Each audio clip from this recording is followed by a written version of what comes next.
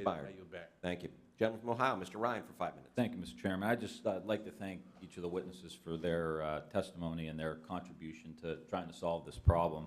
Mr. Woodson, I would just take issue with what you just said about the luxury tax, because very high levels of inequality, deregulation led to a complete collapse of the economy, and a lot of blue-collar people lost their jobs there, and it wasn't to punish anybody who has wealth. It's to help balance a budget, make investments, and all of these other things. So that was much more significant than maybe the people that lost their jobs for luxury tax. But anyway, I want to talk about two things that I think can help thread the needle with the conversation that we've been having about, I believe in the expectations. I'm an old athlete. I think like you hold the bar up here and people will get there more often than not if you give them the help, love, encouragement that they need. So I believe in that. What I want to do is try to figure out how we can move the discussion to what Ms. Edelman talked about a little bit, about how these investments can help. And I think we should base our policies on the latest brain science that we have.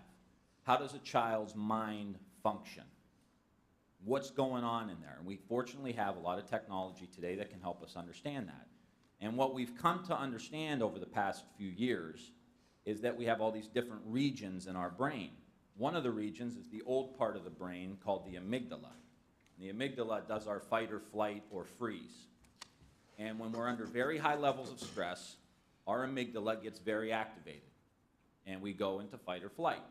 We see it in the military, we see it with young kids.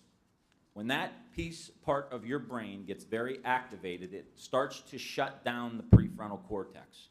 And when we start talking about the executive functions, which is where the prefrontal cortex is, this is where the executive functions are housed, it's the CEO of the brain.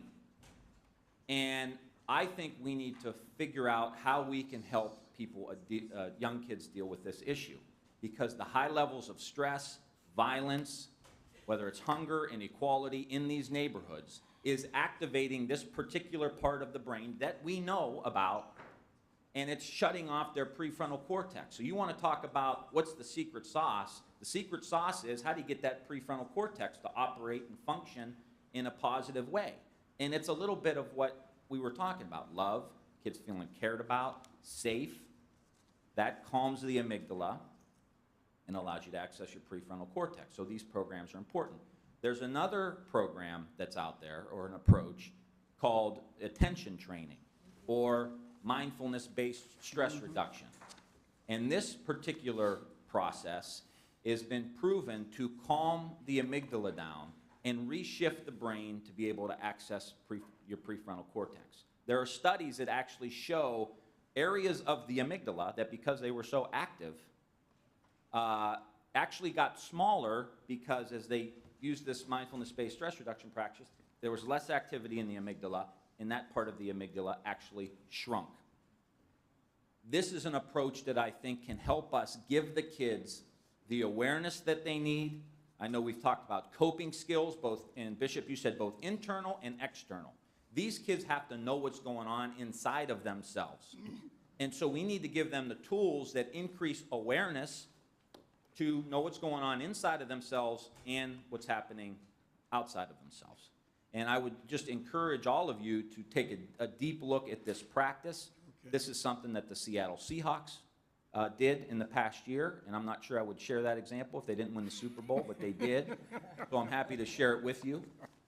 This is something that the United States Marine Corps is doing to help Marines focus, be in the present moment, not get caught up in the past and the future, even if yesterday was a really bad day.